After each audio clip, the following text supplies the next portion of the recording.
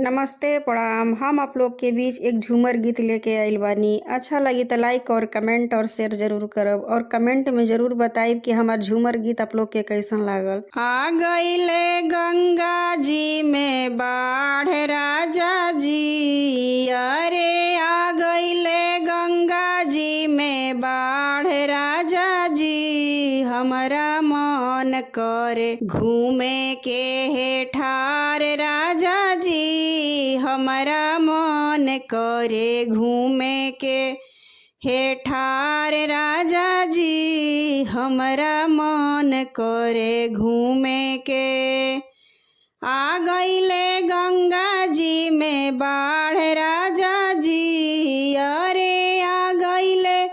गंगा जी में बाढ़ राजा जी, हमारा मन करे घूमे के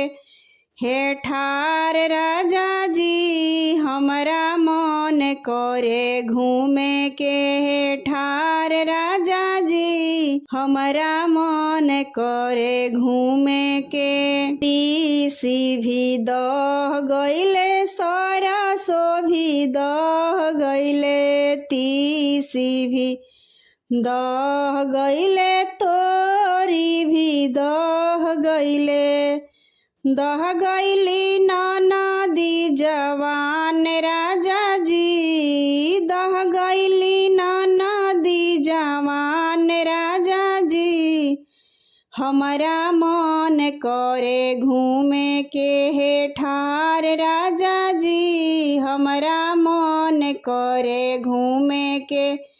हे ठार राजा जी, अरे आ गईले गंगा जी में बाढ़ राजा जी,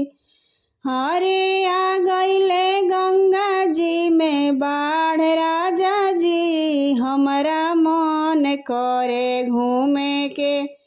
हे ठार राजा जी, हमारा मन करे घूमे के हे ठार राजा जी, हमारा मन करे घूमे के हे ठार राजा जी। चाउर भी दह गईले गेहूँ भी दह गईले, चाउर भी दह गईले गेहूँ भी दह गईले, दह गईली नदी छिनार राजा जी, दह गईली नदी छिनार राजा जी, हमारा मन करे घूमे के हे ठार राजा जी, हमारा मन करे घूमे के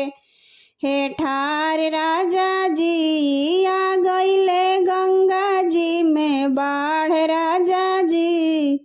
हमारा मन करे घूमे के हे ठार राजा जी, हमारा मन करे घूमे के हे ठार राजा जी। बह गईली नदी छिनार राजा जी, बह गईली नदी छिनार राजा जी,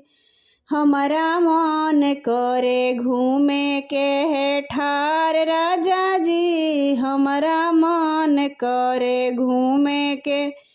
हे ठार राजा जी। आ गईले गंगा जी में बाढ़ राजा जी, अरे आ गईले गंगा जी में